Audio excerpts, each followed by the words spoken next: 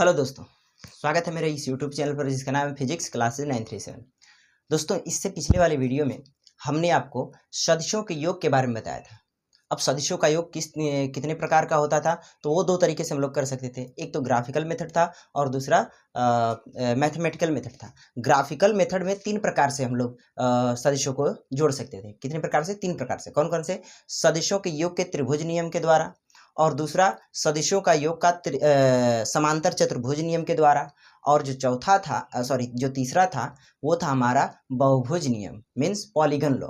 ठीक है, तो वही हम लोग उसके बाद हमने कहा था कि मैथमेटिकल मेथड भी है और उसमें हम लोग आसानी से कर सकते हैं। मतलब हमें केवल डाटा की ज़रूरत होगी और डायरेक्ट हम लोग वैल्यू को रखकर अपना निकाल सकते हैं, उसकी डायरेक्शन भी निकाल सकते हैं और उसका परिमाण भी उनके योग का। ठीक है, तो जो मैथमेटिकल मेथड था उसमें कुछ कंडीशंस थी। कंडीशंस ये थी कि जो जैसे मैथमेटिकल मेथड जो था वो हम कुछ इस तरीके से करते। देखो, जैसे मान लो ये वेक्टर ए है और ये वेक्टर बी है, वो कुछ इस तरीके से एक दूसरे से हैं थीटा एंगल पर, है ना। तो हम इनकी सहायता से जब एक हम लोग पैरेललोग्राम ऐसे ड्रॉ करते हैं, समांतर चतुर्भुज ड्रॉ करते हैं, तो ये जो इस समांतर चतुर्भुज का जो विकर्ण होता है, विकर्ण ये वेक्टर ए और वेक्टर बी के योग को दर्शाता है। Vector A and vector B के योग को दर्शाता है। ठीक है, और इसकी वैल्यू हम लोगों ने निकाला था कुछ इस तरीके से। यहाँ से हमने एक परपेंडिकुलर लाइन डाली थी और ये क्योंकि समांतर चतुर्भुज है तो अगर ये साइड बी है तो ये भी आप इसको बी मानो। ठीक है, अब इसका जो कंपोनेंट आया था वो आया था बी साइन थीटा और ये बी कॉस थीटा। पढ़ेंगे हम लोग अभी कंपोनेंट कैसे लेते हैं। ठीक है, अभी तो आप बस समझ लो कि यहाँ ऐसे होता है और यहाँ से जो रिजल्टेंट है और वेक्टर ए है, इनके बीच का जो एंगल है वो है अल्फा, ऐसे था। ठीक है, तो ओवरऑल जो हमने निकाला था आर की वैल्यू वो था √a² plus b² plus 2ab cos theta, ऐसे निकाला था हमने, है ना। और जहाँ ए बी क्या है? वेक्टर ए, जहाँ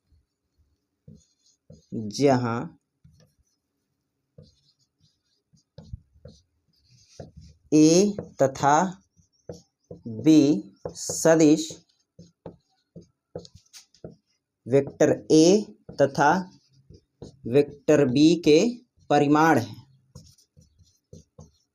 है, ऐसे स्क्वायर जो दिखाए गए, है ना। ये भी लिख सकते हो। क्लियर है? परिमाण है। और आर भी क्या है? आर किसका परिमाण है? आर परिमाण है किसका? रिजल्टेंट का। ठीक है, ये वाला जो इनके योग को दर्शा रहा है। क्लियर है? तो ये हमने फॉर्मूला डिराइव भी किया था। इसी के हम लोग स्पेशल केसेस के बारे में समझेंगे और देखेंगे कि किस तरीके से सदिशों का योग होता है। अच्छा, हमने ये तो परिमाण बताता है, ये सदिशों के योग का परिमाण बताता है। ध्यान रहे, ये सदिशों के योग का परिमाण बताएगा। जैसे 4 + 3 = कितना? 7। तो ये तो परिमाण है ना, ऐसे मान लो। ठीक है, लेकिन वो डायरेक्शन बताने के लिए हम लोग कौन सा फॉर्मूला यूज करते हैं? तो वो होता है tan alpha = b sin theta upon a plus b cos theta, ये होता था। That means alpha = tan inverse b sin theta upon a plus b cos theta. इस तरीके से हम लोगों ने निकाला था। और ये जो अल्फा है ना, वो क्या बताएगा? उसकी डायरेक्शन को बताएगा। मीन्स जो इनका योग होगा ये इनके एंगल पर डिपेंड करेगा, उसके रिजल्टेंट के एंगल पर। जैसे जैसे एंगल बदलेगा उनके योग का परिमाण भी हमारा बदलता रहेगा, या यूं कहें उनकी डायरेक्शन भी बदलती रहेगी। क्लियर है? अच्छा, क्योंकि एंगल तो इसमें भी आ रहा है। ठीक है, मीन्स रिजल्टेंट किस पर डिपेंड कर रहा है? थीटा पर। तो जाहिर सी बात है, अगर जब थीटा बदलेगा तो ये क्या होगा? ये अल्फा भी बदलेगा। क्लियर है? अब जब अल्फा बदलेगा तो इनके वेक्टरों का इधर उधर हो सकते हैं। जैसे ये अगर बड़ा होगा तो इधर ऐसे हो सकता है, या अगर 0 हो गया थीटा तो एक दूसरे पर आ सकते हैं। वही केसेस हम लोग देखेंगे। ठीक है, तो मैं पहले इनको मिटाता हूँ, उसके बाद आपको स्पेशल केसेस लिख कर बताता हूँ। हाँ भाई, तो जब हम लोग इनका स्पेशल केसेस समझेंगे तो उससे पहले हमें ये फॉर्मूले याद होने चाहिए, ठीक है ना। ये रिजल्टेंट है किसका, दो सदिशों के योग का परिमाण, योग के परिमाण का सूत्र है और ये उनकी दिशा को बताता है, ठीक है। अब देखो, यदि दो सदिश हैं, वेक्टर ए और ये है वेक्टर बी, एक जनरल फॉर्म के लिए हम लोग मान लेते हैं दोनों एक दूसरे से थीटा एंगल पर है, ठीक है। अब हम लोग केसेस लेकर चलते हैं, स्पेशल केसेस, ठीक है।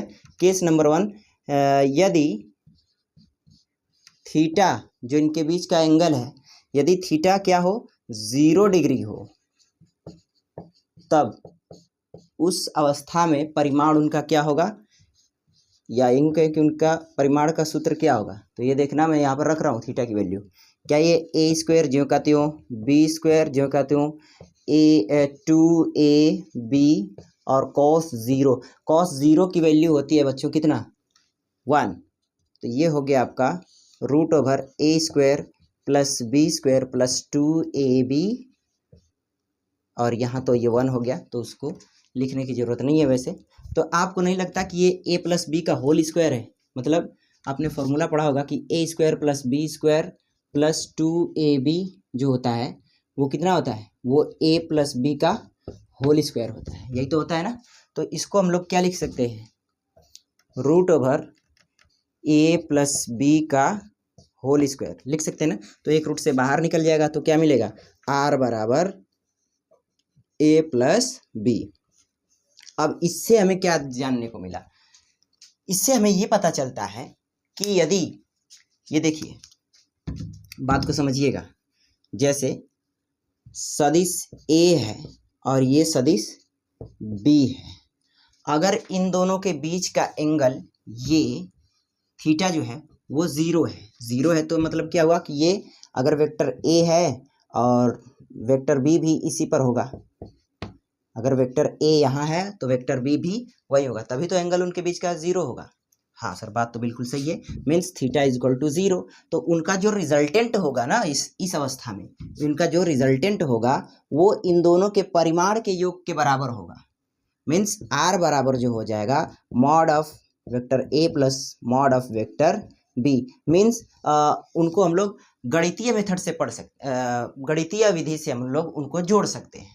ऐसा सवाल मैं आपको इलेक्ट्रोस्टैटिक वाले चैप्टर में करके दिखाया भी हूँ। जैसे मान लो कि देखो ध्यान से समझना, छोटा सा ही करके दिखा रहा हूँ, ये क्यू आवेश है, ये भी क्यू आवेश है, ये भी क्यू आवेश है, ये भी क्यू आवेश है, इनके बीच क्या दूरी है a, r ले लेते हैं, r, ये भी r, क्योंकि ये स्क्वायर है, स्क्वायर के सभी कोनों पर क्यू आवेश स्थित है जिनका परिमाण समान है, ठीक है, और नेचर भी इनका समान है। तो ये देखो, ये इसको इधर धक्का देगा, है ना, फोर्स लगाएगा इधर, और ये इसको इधर फोर्स लगाएगा, और इसका ये जो क्यू आवेश है इसको इधर की तरफ धक्का लगाएगा, मतलब कि फोर्स लगाएगा। अब इनके द्वारा इधर जो फोर्स आया मान लिया F1 है, इसके द्वारा जो इस पर फोर्स लग रहा है मान लिया कि F2 है। तो अब इन दोनों को हम लोग क्या करेंगे, एक मिनट, इन दोनों को F1 और F2 को क्या करेंगे, सदिश योग से जब जोड़ेंगे तो इनका योग यहाँ पर आएगा, रिजल्टेंट F1 प्लस F2, लेकिन ये भी तो है, इसका भी तो इसी लाइन पर है, अगर मैं इसको F3 बोल दूं तो अब क्योंकि ये सदिश रूप से हमने इनको जोड़ा, अब क्योंकि ये F3 और F1 F2 दोनों एक ही पर है, तो अब इनको हम सदिश योग से न जोड़कर डायरेक्ट हम लोग ऐसे ही जोड़ सकते हैं कि भैया जो यहाँ पर रिजल्टेंट होगा R इक्विवेलेंट वो होगा F1 plus F2 plus F3, direct जोड़ लेंगे, सदिश योग करना ही नहीं पड़ेगा। क्यों, क्योंकि उनके बीच का एंगल 0 है, रिजल्टेंट और जो दूसरा सदिश है। देख लो, अभी यही तो हम लोग पढ़ रहे हैं कि यदि थीटा इज इक्वल टू 0 तो रिजल्टेंट जो होगा वो उन दोनों सदिशों के परिमाण के योग के बराबर होता है। क्लियर हुआ इतनी बातें, आशा करता हूँ कि ये बात समझ में आई होगी, बहुत इंपॉर्टेंट है, इलेक्ट्रोस्टैटिक वाले चैप्टर में है, मैं बार बार बोल रहा हूँ ये बात, ठीक है। अब केस नंबर दूसरा, केस नंबर दूसरा केस लेकर चलते हैं। केस 2, यदि थीटा बराबर 90 डिग्री हो तब r बराबर क्या हो जाएगा, हो root over A square plus B square plus 2ab cos 90 degree. क्या ये बात सबको पता है कि कॉस 90 डिग्री की वैल्यू होती है 0? तो क्या मिलेगा, क्या ए स्क्वायर प्लस बी स्क्वायर, ये 0 हो गया तो काम ही खत्म हो गया। तो आर बराबर हमें मिला ये, या ऐसे लिखो, या आर स्क्वायर बराबर A square plus B square. Clear है? अच्छा, मैंने डायरेक्शन की तो बात ही नहीं की, हमें कैसे पता चलेगा कि वो उनका एक ही डायरेक्शन में है? तो देखो टेन अल्फा से निकाल लो भैया, tan inverse B sine theta, theta की value 0 degree upon A plus B cos 0, sine 0 कितना, साइन 0 तो 0, मीन्स अल्फा बराबर हो गया 0, मीन्स रिजल्टेंट। अभी अब मेन पता चलेगा। देखो ये जो हम लोग सदिश ऐसे लिखते थे, ऐसे वेक्टर ए और वेक्टर बी, इनका रिजल्टेंट ये होता था ना, ये अल्फा, ये आर। अब क्योंकि अल्फा की वैल्यू भी 0 ही आ रही है, देखो अल्फा की वैल्यू 0 ही आ रही है, मीन्स यहाँ से जो रिजल्टेंट और वेक्टर ए के बीच का जो एंगल है वो भी 0 है, मीन्स रिजल्टेंट भी इसी पर है, और वेक्टर बी भी तो इसी पर था, क्योंकि थीटा की वैल्यू भी हम लोगों ने क्या लिया था, 0 ही लिया था। मीन्स वेक्टर ए और वेक्टर बी अगर एक ही पर है तो रिजल्टेंट भी उनका इसी पर होगा, और वो होगा वेक्टर ए का परिमाण और वेक्टर बी के परिमाण के योग के बराबर होगा। क्लियर है? तो ये हमें दिशा जो अल्फा है उससे भी पता चल रहा है। क्लियर है? और वैसे उसी से पता चलेगा, और क्या है। ठीक है, इतनी बात समझ में आई है। अब tan alpha, tan inverse B sine 90 degree और A plus B cos 90 degree. Clear है? तो ये आ तो रहा है ना वीडियो में, एक बार मैं देख लूँ। हाँ आ रहा है। तो देखो साइन 90 डिग्री की वैल्यू कितनी, 1, लेकिन कॉस 90 की वैल्यू 0। तो क्या मिलेगा, टेन इनवर्स बी बाई ए, ये हमें मिलेगा, ये हमें क्या होगा, मिलेगा। तो ये हो गया हमारा दूसरा केस। अब तीसरा देखो, केस 3। इन सब पर क्वेश्चन बनेंगे भाई, ऐसी बात नहीं है। तो पहले आप बेसिक तो समझ लो। यदि थीटा बराबर 180 डिग्री हो तब क्या होगा, R is equal to root over A square plus B square plus 2ab cos 180। ध्यान से सुने, कॉस 180 डिग्री की वैल्यू होती है -1।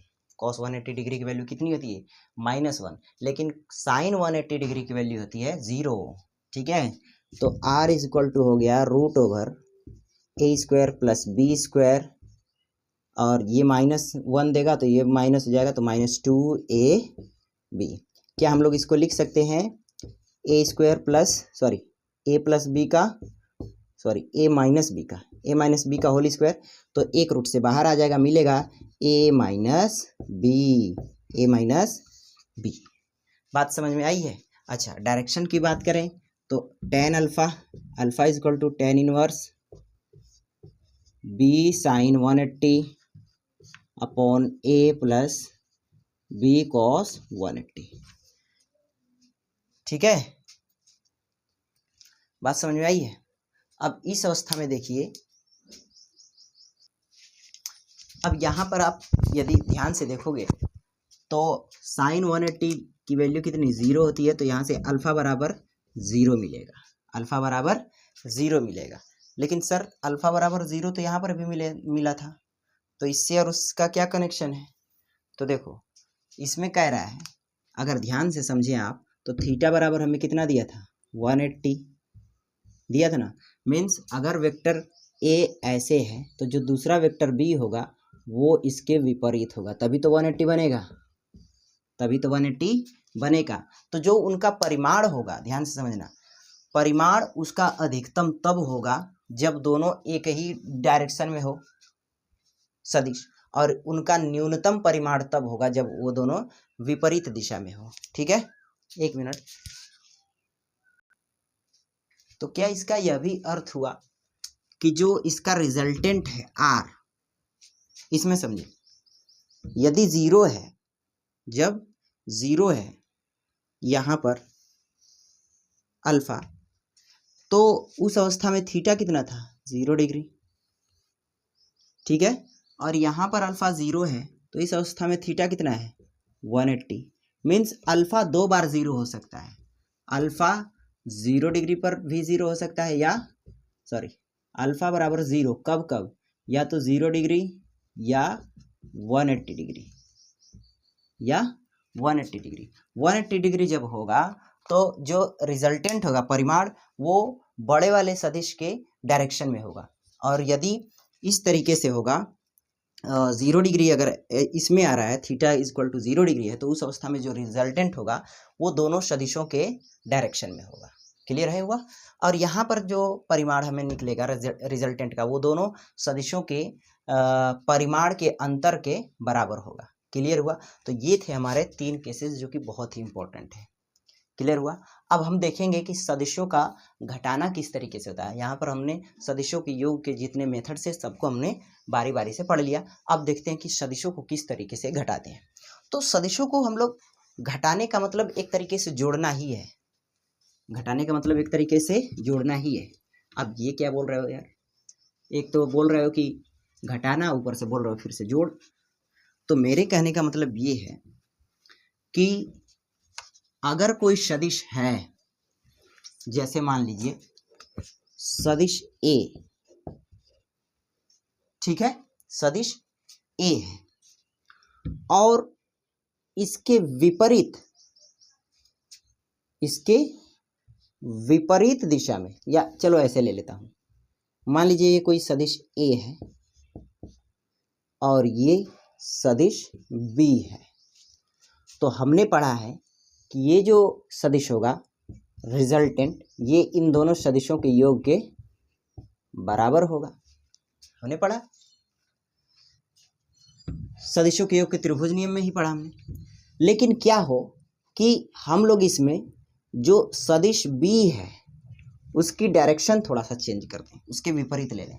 तो अगर यहाँ से ये ऊपर था तो ये पॉजिटिव था, अगर ऐसे आ रहा है तो क्या मैं इसको माइनस वेक्टर बी लिख सकता हूँ? बिल्कुल लिख सकता हूँ, उसमें कोई शक वाली बात नहीं है। अब माइनस लगाने का अर्थ ये हुआ कि वो डायरेक्शन उसकी बदल गई, उसके विपरीत हो गई पहले की, ठीक है।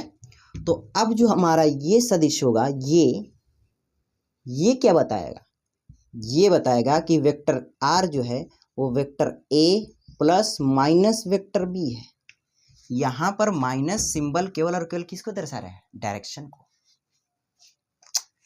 तो जो हमारा ये रिजल्टेंट आर हुआ वो vector A minus vector B को रिप्रेजेंट करेगा।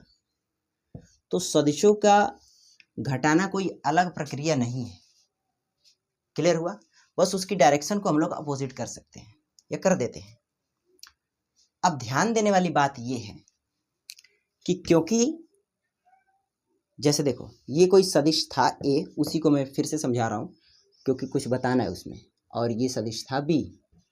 तो ध्यान देना ये जो रिजल्टेंट है vector R vector A plus vector B, ध्यान दो कि जो रिजल्टेंट का हेड है वो वेक्टर बी के हेड पर है। तो उस अवस्था में vector A plus vector B, समझना, जब रिजल्टेंट का हेड वेक्टर बी के हेड के पास है तो उस अवस्था में, या यूं कहें कि जुड़ा हुआ है, तो उस अवस्था में vector A plus vector B. परंतु यदि इस तरीके से, यदि पहले मैं वेक्टर ए को न खींचकर पहले वेक्टर बी को खींचूं, जैसे ये हमने खींचा वेक्टर बी, ये हमने खींचा किसको? Vector B. और अब मैं खींचूं किसको? वेक्टर ए को। वेक्टर ए, रुक जाओ जरा सा, कुछ गड़बड़ हो रहा है।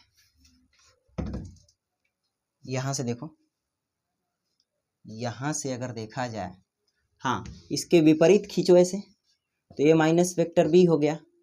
और ये जो रिजल्टेंट हुआ, ये आर बराबर क्या ये vector A minus vector B को रिप्रेजेंट कर रहा है? बिल्कुल करेगा, करेगा ही करेगा। क्लियर हुआ।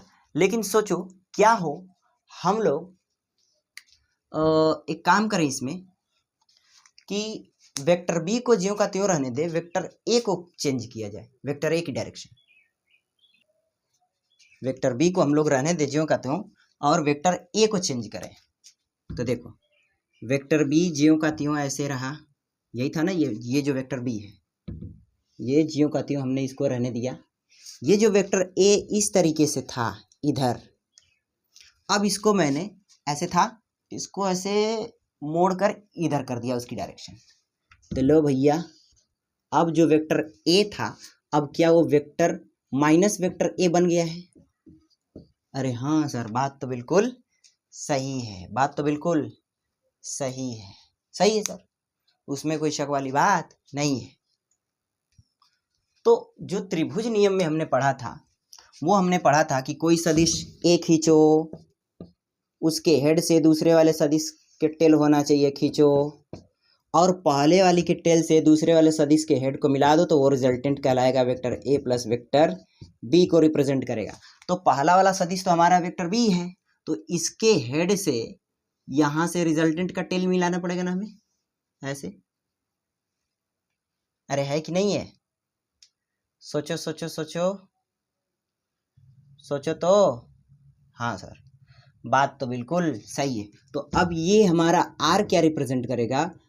Vector B minus vector A, vector B minus vector A represent करेगा। अब इसका यूज क्या हुआ ये कि हमने देखा, देखो भाई बताता हूं। तो देखो मैं क्या समझाना चाहता हूं, बात को समझना। देखो ये जो रिजल्टेंट था ये क्या रिप्रेजेंट कर रहा था? Vector A minus vector B. तो इस अवस्था में अगर ध्यान से देखो तो जो वेक्टर ए है, सॉरी जो वेक्टर बी है ना, उसका हेड ये रहा, और जो वेक्टर ए है उसका हेड ये रहा। तो हमने सदिश नियम का पालन किया है कि पहले सदिश को खींचो, उसके हेड से दूसरे सदिश को खींचो, और तीसरा सदिश जो होगा पहले के टेल से दूसरे वाले सदिश के हेड से मिला दो। तो हमने मिला दिया, लेकिन ये माइनस था तो इसलिए हमने ऐसे लगा दिया। अब यहाँ पर देखो कि जो रिजल्टेंट का हेड है और जो वेक्टर माइनस बी का हेड है वो सेम है, ठीक है, वेक्टर बी के हेड पर है, ये दोनों का हेड सेम है। ध्यान दो, समझो इस बात को, रिजल्टेंट का हेड और माइनस वेक्टर बी का हेड सेम है, तो इसलिए हमने ए में से बी को घटा दिया, ठीक है। अब यहाँ पर ध्यान देने वाली बात यह है कि रिजल्टेंट का जो हेड है और माइनस वेक्टर ए का जो हेड है वो सेम है, तो इस अवस्था में कौन घटा? Vector B minus vector A. Clear है? हालांकि ये ज़्यादा कोई लॉजिकल बात नहीं है, परंतु समझने के लिए ये अनिवार्य है। हो सकता है कहीं इसका यूज हो जाए, आगे हम लोग देखेंगे भी। लेकिन यदि